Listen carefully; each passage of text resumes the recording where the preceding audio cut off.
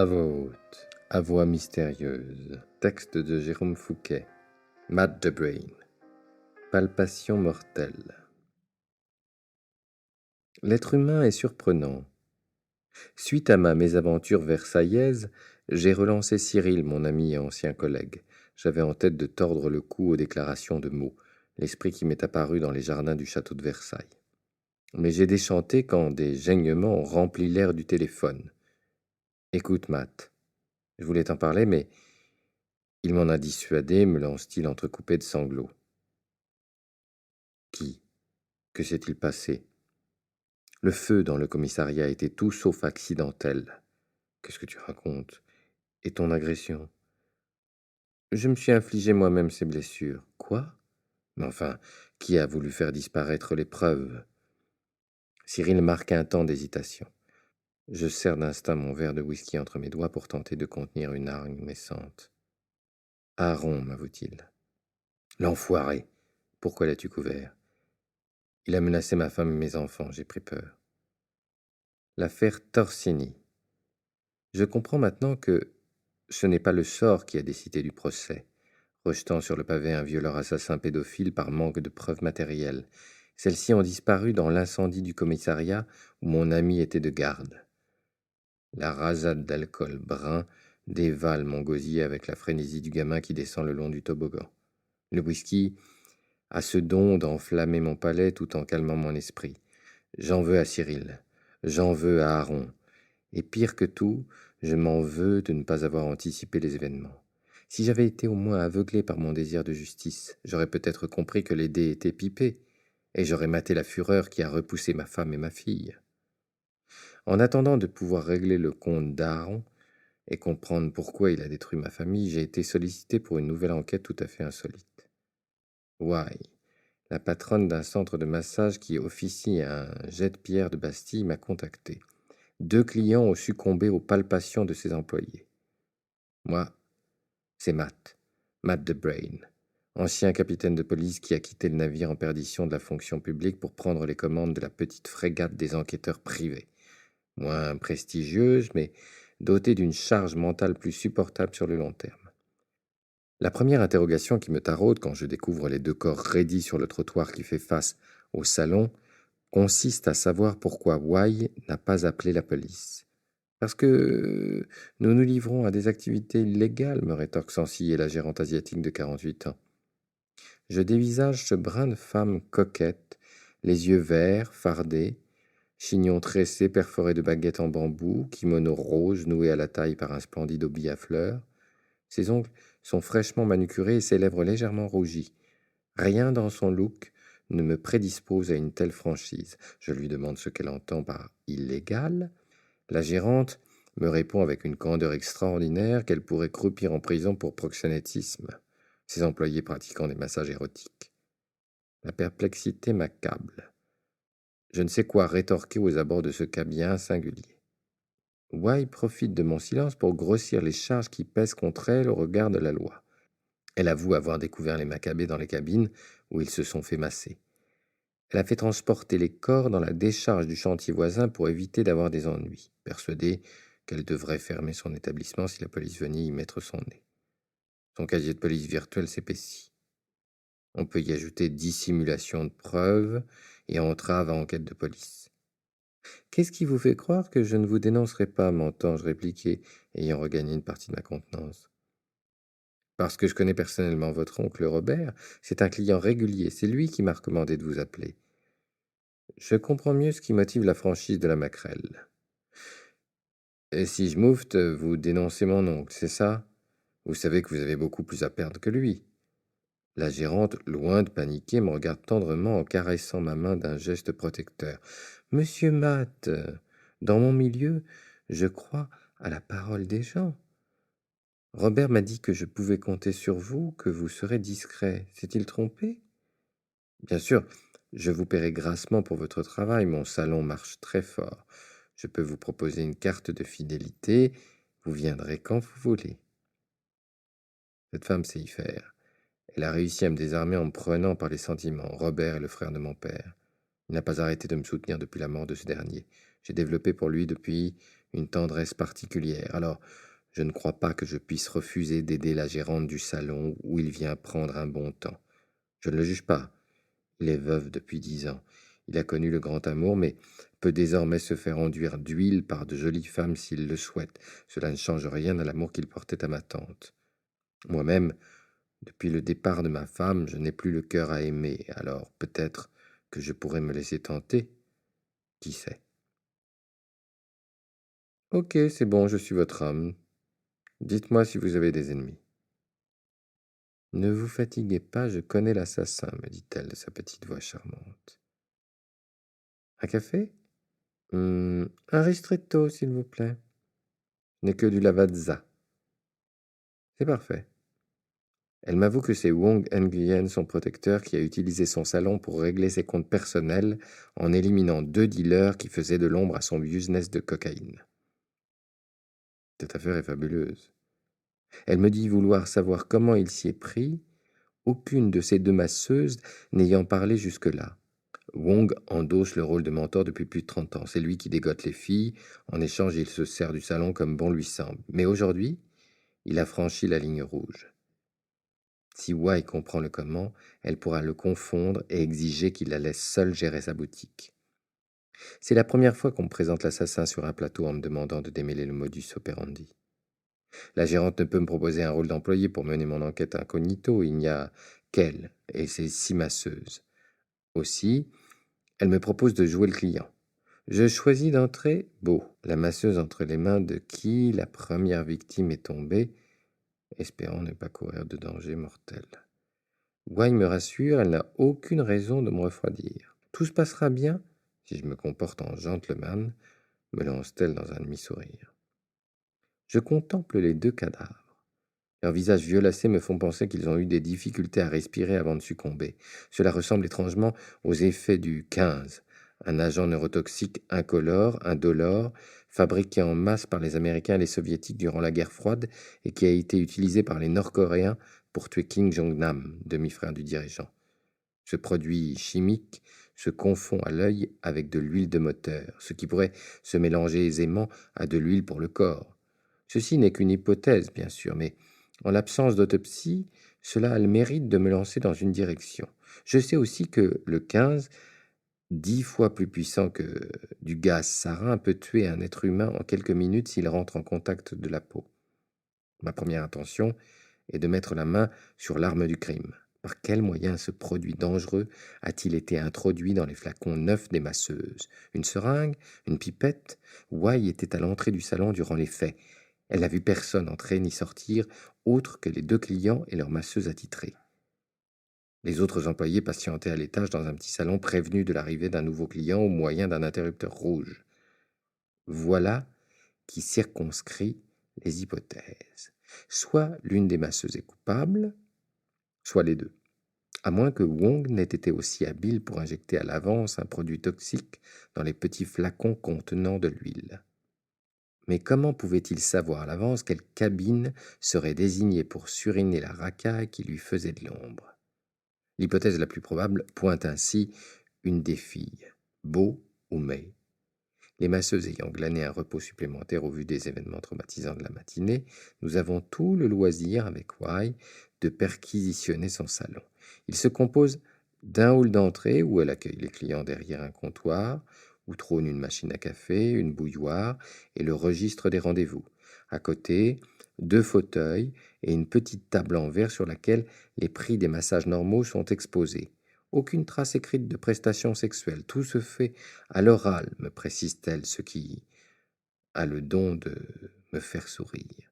Ensuite, on découvre un couloir qui chemine au milieu des 6 cabines, 3 et 3, longues de 2 mètres, et s'achève sur un cabinet de toilette mixte. Aucune perte d'espace, tout a été sciemment étudié. Nous commençons à fouiller. Les poubelles contiennent des mouchoirs, des lingettes et un préservatif. La gérante hausse les épaules et me fait remarquer qu'il n'est pas usagé, preuve de la chasteté de ses ouailles. Le massage érotique aurait donc ses limites. Après une heure de recherche infructueuse et une 2e gorgée de la vasa engloutie, une idée m'assaille. Un Bouddha en terre cuite à l'entrée du salon attire toute mon attention avec une grande paire d'yeux ouverts. ce qui me surprend. Dans mes réminiscences de voyage en Asie, je me souviens qu'il était souvent représenté les yeux clos. Je pointe ses deux orifices à Wai. Elle a un rictus en me félicitant de ma trouvaille, mais se montre moins enjouée quand je lui propose de le casser au marteau pour s'assurer qu'il ne cache pas l'arme du crime. Cet objet a une valeur sentimentale pour elle. Une de ses sœurs lui a offert pour lui porter chance quand elle a quitté le Vietnam. J'insiste en lui demandant à quel point elle tient à la vérité. La gérante tente une dernière fois de sauver son Bouddha en me confiant ne pas avoir de marteau. Je mets fin à son déchirement intérieur en lâchant la statue à 1,50 m du sol au-dessus du terrain vague derrière le salon. Je marque un premier point auprès d'elle quand nous découvrons, au milieu des morceaux de terre cuite, 2 fines aiguilles en fer. Je prends le plus grand choix en les manipulant à l'aide de gants en plastique épais et les glisse dans 2 pochettes plastifiées, elles-mêmes roulées dans un sac en toile. Je contacte un coursier pour le transmettre à mon amie Virginie qui va pouvoir affirmer ou confirmer mon intuition en l'expertisant dans son petit labo. Je fais remarquer à Wai qu'il est déjà 13 heures. Elle me propose de casser la graine dans un petit boboon du coin. Nous atterrissons 10 minutes plus tard dans un restaurant chic, parquet en bois précieux, grande verrière en cloche et panneaux de bois sculptés. Je songe que ce quartier du 11e arrondissement s'est développé autrefois dans les faubourgs de l'Est parisien, qu'il était l'épicentre de la vindicte populaire, fournissant la canaille la plus agressive durant la Révolution et la Commune de Paris. Les temps ont bien changé, la gentrification ayant gangréné les quartiers les plus ténébreux de la capitale. On y trouve des salons de massage et des bobounes à 20 € pièce. Wai me voit tiquer sur le prix de cette petite salade composée de vermicelle, de riz, d'un peu de bœuf et de nem et me signifie que c'est elle qui régale. J'accepte de bon cœur et me prends un sourire qu'une proxénète m'invite à déjeuner. Nous nous installons sur une des dernières tables disponibles, l'établissement plein à craquer d'une clientèle de travailleurs soumis, chics et distingués, les hommes en costume chemise, les femmes en jupe tailleur escarpin. Décidément, il ne reste plus grand-chose de l'esprit sans culotte qui agitait jadis les faubourgs. Wai m'évoque son enfance à Mong Can Chai, dans le nord du Vietnam, à proximité de la Chine, dans une famille qui n'avait pas le sou et vivait de l'exploitation d'une petite rizière. Elle est l'aînée de 7 frères et sœurs et a attendu sa majorité pour fuir la misère et tenter sa chance en Europe. Entraînée par le fameux Wong, un ancien camarade de classe de son père qui s'est créé un empire en exportant des composants électroniques. Elle m'avoue qu'elle ne le connaissait pas quand elle l'a suivi à Paris. Elle ignorait qu'il était violent, que la majorité de ses activités étaient illégales et qu'il avait travaillé pour les intérêts d'une triade chinoise. Elle larbinait pour lui à ses débuts, empilant les petits boulots en échange d'un loyer payé dans une chambre de bonne exiguë près de la gare de Lyon.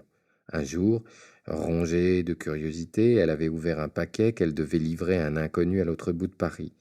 Il s'agissait d'un demi-kilo de cocaïne. Elle avait pris peur et s'était enfuie dans une tour du 13e arrondissement où une famille de marchands l'avait accueillie. Mais Wong l'avait retrouvée. Elle avait dès lors compris que son réseau d'informateurs était puissant. Pour lui faire passer l'envie de le quitter de nouveau, il l'avait rossé pendant une demi-heure avec un bâton. Elle avait passé 1 mois à l'hôtel, 17 de ses os fracturés. Elle continuait à obéir à ce mafieux sanguinaire pour gagner de l'argent et pouvoir en expédier une partie à sa famille afin de financer les études de ses frères et sœurs. Wong avait été content de son travail. Elle n'avait plus jamais cherché à s'enfuir. Pour la récompenser, il l'avait placée à la tête de ce salon de massage, il y a 5 ans.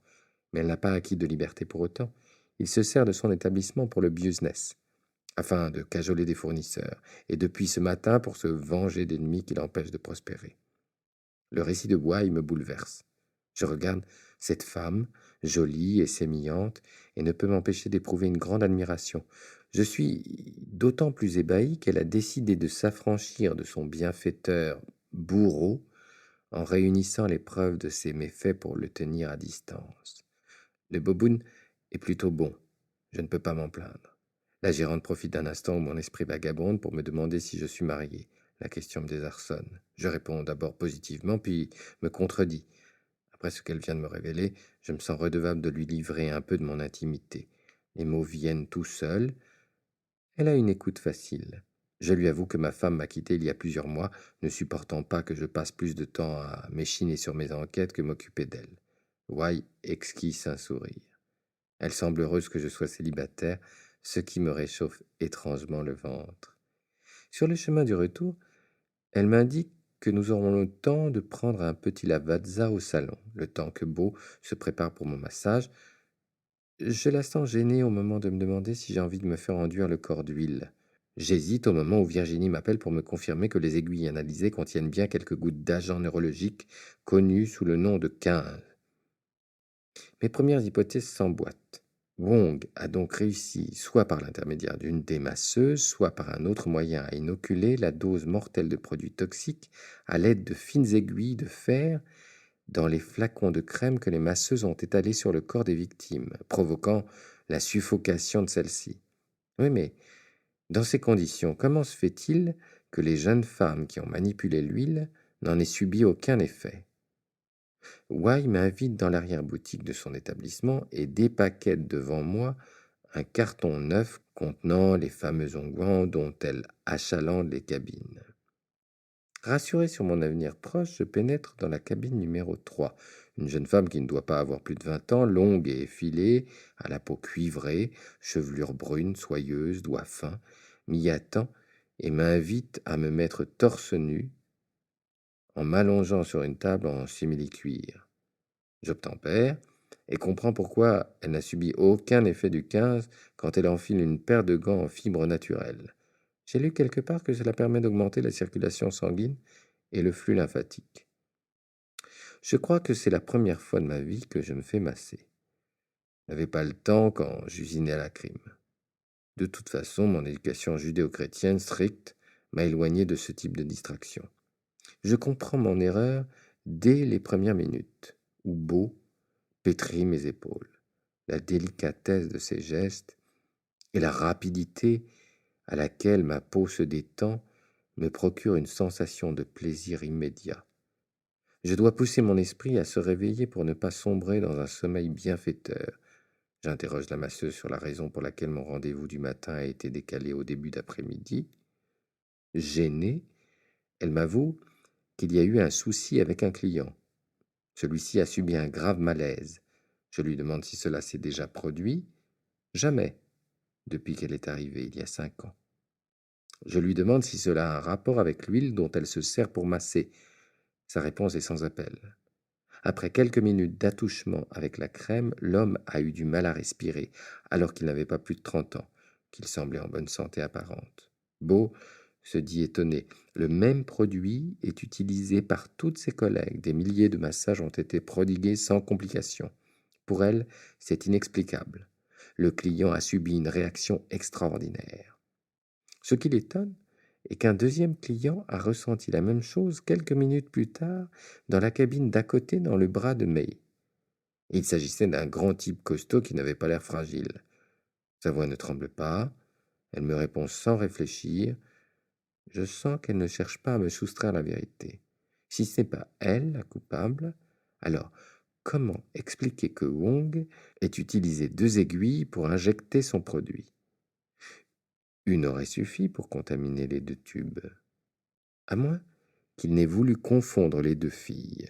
Alors, dans ces conditions, pourquoi cacher les armes du crime dans le petit Bouddha? Cela n'a aucun sens.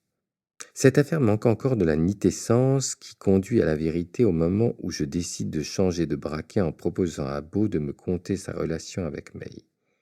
Elle me confie la considérer comme une amie, une sœur. Il existe un grand attachement de toutes les filles du salon entre elles, y compris avec Wai, la patronne. Cette dernière est une mère pour chacune. Pour rien au monde, elle ne mettrait en risque sa position dans cette famille. En outre, elle gagne suffisamment pour faire vivre ses parents et ses grands-parents dans son Laos natal. La musique envoûtante qui s'échappe de la petite cabine et le malaxage de l'arrière de mon crâne me plonge dans un état de félicité nouveau, ouvrant des horizons que j'étais loin de soupçonner. Je fais un effort mental pour reprendre le fil de mon interrogatoire. Quand je demande à Beau si cela ne la dérange pas d'attoucher des hommes qu'elle ne connaît pas, elle éclate de rire et me confie s'être livrée à de la prostitution durant 3 ans à son arrivée en France. Alors peloter des chibres l'amuse plus qu'autre chose aujourd'hui.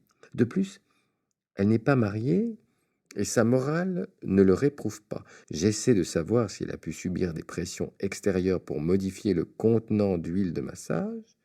Elle ne s'offusque pas de ma question inquisitrice et me répond avec un naturel désarmement.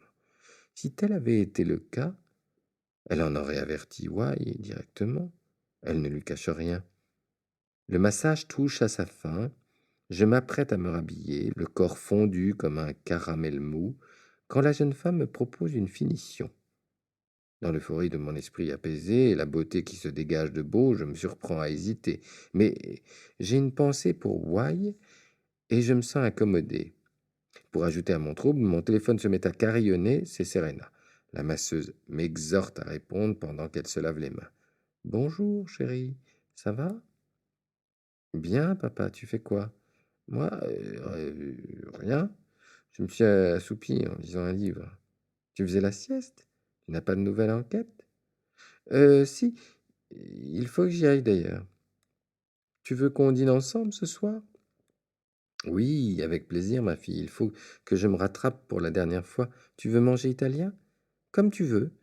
Je sais que ce n'est pas ta nourriture préférée. Bon, on dit 20 heures. Tu m'envoies un texte pour me dire où on se retrouve? Bisous.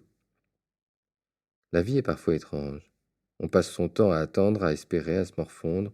On se recroqueville et puis d'un coup, tout arrive. Je me demande si c'est le hasard qui nous fait ouvrir nos chakras en même temps, accélérant d'un coup le cours de notre destinée. Ma libido qui renaît après des mois de repos, ma fille qui veut reconnecter après plusieurs semaines de silence, ma rencontre avec Wai qui me projette dans un futur amoureux. J'ai l'impression d'avoir fait un bond de 2 ans en une journée. Mes sens sont bouleversés. J'ai l'impression étrange de flotter dans l'air, mais essaie de ne rien en laisser paraître. Je remercie Beau pour son intervention tout en rejetant poliment sa proposition de prestation sexuelle avant d'endosser ma chemise pour quitter la cabine et le salon. Wai me conseille de laisser passer 18 heures avant de solliciter May pour le massage interrogatoire suivant. Pour le dîner, j'ai opté pour un restaurant marocain qui a bonne réputation. Je me souviens que ma fille raffole de la cuisine maghrébine. J'ai en mémoire un séjour que nous avions fait à Essaouira, où elle avait pris 3 kilos, incapable de se raisonner sur les tentations culinaires qui s'offraient à elle. Serena arbore un sourire pincé contrastant avec ma béatitude d'homme au corps apaisé. Elle a enfilé un perfecto beige, un jean délavé et une paire de ballerines. Je romps la glace d'entrée en la questionnant sur sa santé et ses études. Elle ne se déride qu'après les premières bouchées de son tagine au pruneau, puis se confie sur ses amis. Elle n'a pas de petit copain en ce moment, elle évoque le dernier film qu'elle a vu, un nanar insipide sur un professeur qui tombe amoureux d'une élève. Elle livre ses pensées sur la pollution parisienne qui devient épouvantable, ce qui nous amène à ses convictions politiques de gauche écologiste.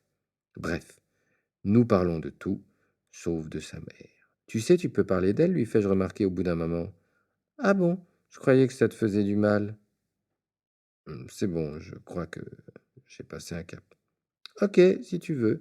Elle a rencontré quelqu'un, papa. Je suis désolé. La nouvelle que je redoutais ne m'afflige pas autant que je l'aurais cru. Je suis même un peu soulagé.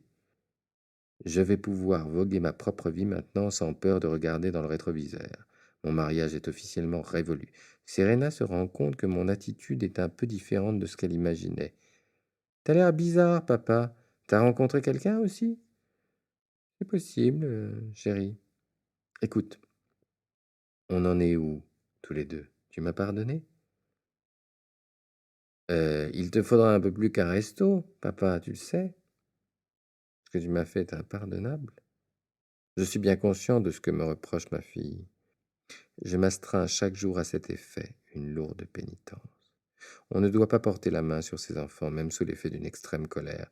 Mais je sais désormais que la Providence n'a aucun lien avec mon malheur. Aaron est le seul fautif, concédant au tueur un moyen de sortie en détruisant les preuves matérielles que j'avais accumulées contre lui.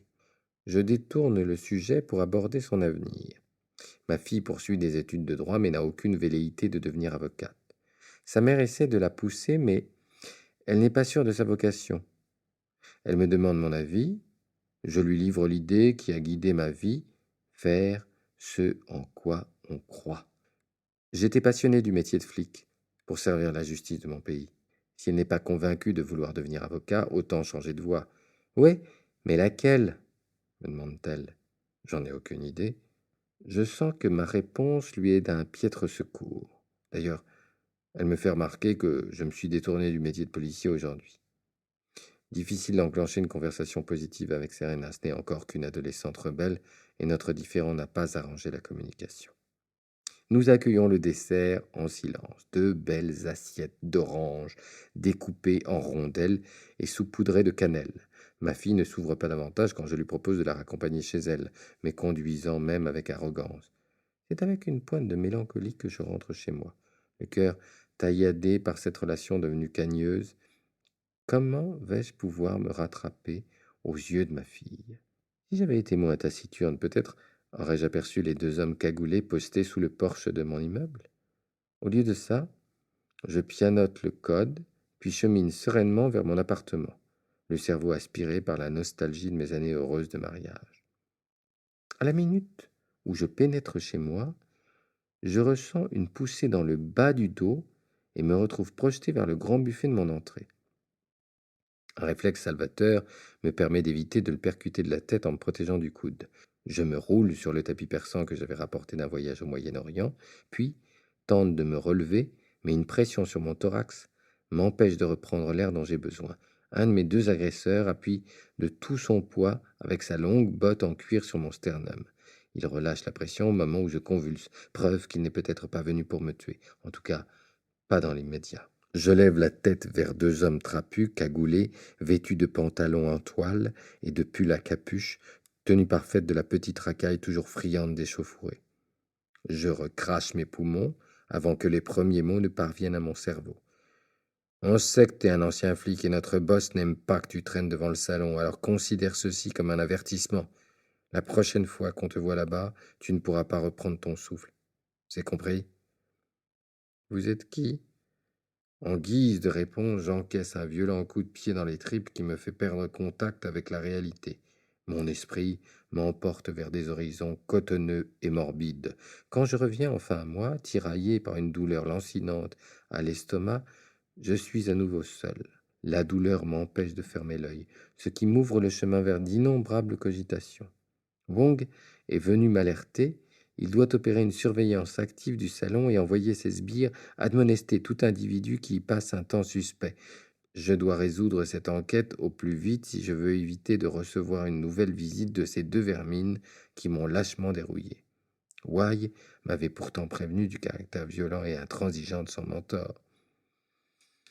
Je repasse en boucle l'interrogatoire de Beau et vers 3 heures du matin, après une petite lampée de Jameson, mon univers s'illumine. J'ai compris ce qui s'est joué dans les deux cabines. J'ai simplement besoin de poser 3 questions à la masseuse pour le confirmer. Le lendemain matin, je m'acquitte de cette tâche entre 2 rendez-vous de Beau, puis profite d'un thé au jasmin, confiné dans la petite salle d'attente, le temps que Wai achète sa conversation téléphonique avec un client indécis.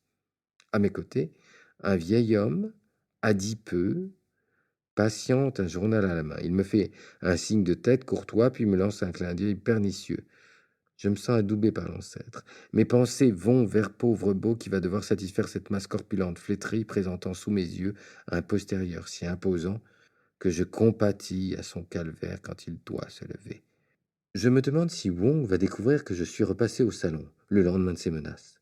Je prends des risques. La pleutrerie aurait pu me dicter un coup de fil plutôt qu'une visite pour faire part de mes conclusions à la gérante. Mais d'une, je ne me suis jamais montré docile sous la contrainte, et de deux, je ne voulais pas rater l'occasion de revoir la jolie Vietnamienne. Comment ça va, Matt, aujourd'hui me lance-t-elle d'une humeur badine. Bien, merci, Wai. J'ai trouvé ce que vous cherchiez. C'est vrai? Dites-moi. Vos masseuses sont innocentes. Je vous écoute. Bien. Je ne connais plus les noms des victimes. Appelons-les A et B. J'ai compris ce qui s'était passé quand Beau m'a parlé de B, le client costaud de May. Je sais que celle-ci a démarré sa prestation 10 minutes après sa collègue. Alors, sachant que Beau a commencé plus tôt et qu'elle est restée coincée toute l'après-midi dans sa cabine enchaînant les massages, comment pouvait-elle savoir à quoi ressemblait B? May le lui aurait dit. Non, Impossible, elles ne se sont pas revues entre-temps. Beau l'a aperçue de ses propres yeux car il s'est trompé de cabine. Il est entré au moment où elle détendait le dos de A avant de lui enduire le dos d'huile. Elle est alors sortie quelques instants pour montrer à B où était la cabine numéro 6. Celui-ci en a profité pour inoculer le 15 avec son aiguille. A n'a rien vu car sa tête était confortablement levée sur la table et n'a rien entendu à cause de la musique sirupeuse qui accompagne les sessions de Beau. C'est de la musique vietnamienne que j'affectionne. Excusez-moi, mais vous voyez ce que je veux dire? Oui. Ok, cela explique seulement le meurtre de A. Comment B a-t-il péri? C'est l'inverse. A pénétré un peu plus tôt dans la cabine numéro 6 au lieu de la 3, juste avant que May ne débute son service. Il savait quelle cabine viser, vous ayant entendu demander à B d'attendre quelques minutes le temps que la masseuse se prépare, comme c'est de coutume. Incroyable, ils se seraient tués l'un l'autre? Oui. Wong a bien manigancé son affaire, réussissant à tourner chacun de ses ennemis l'un contre l'autre. Peut-être trouverions-nous plus de preuves si on épluchait leur compte en banque. Peut-être leur a-t-il promis de l'argent. Ceci dit, je ne sais pas comment vous allez pouvoir exercer une pression sur votre mentor avec ces informations. Il est propre dans cette affaire. Ne vous inquiétez pas, savoir comment il a opéré sèmera le doute et lui fera prendre peur. Il a cru avoir commis un meurtre parfait, mais Matt the Brain l'a percé à jour. Votre oncle avait raison, vous savez bien vous servir de vos neurones, en plus d'être joli garçon. Vous me faites rougir, Why. Je ne sais pas quoi dire. Alors acceptez de dîner avec moi ce soir. Elle me sert un autre thé pendant que mon cœur cogne à une vitesse supersonique. C'est d'accord, Why. Où voulez-vous que je vous emmène? Chez moi. Je n'habite pas très loin. Venez par la cour arrière, personne ne vous verra. Wong ne surveille que l'entrée. Je sais qu'il vous a rendu visite hier, il me l'a dit ce matin. J'espère que ça ne vous effraie pas, me dit-elle d'un ton plus contrit. Si c'est le cas, je comprendrai, j'ai du mal à fréquenter des hommes à cause de sa présence. Mais avec ce que je vais lui dire tout à l'heure, je pense qu'il me laissera un peu plus tranquille. Je mesure la souffrance qui la ronge et sens qu'elle est sur le point de fondre en larmes. Je me dépêche de la réconforter pour ne pas déplorer sa tristesse. Il me faudrait plus que 2 petites frappes en cagoule pour m'empêcher de profiter de votre sourire, m'entends-je dire.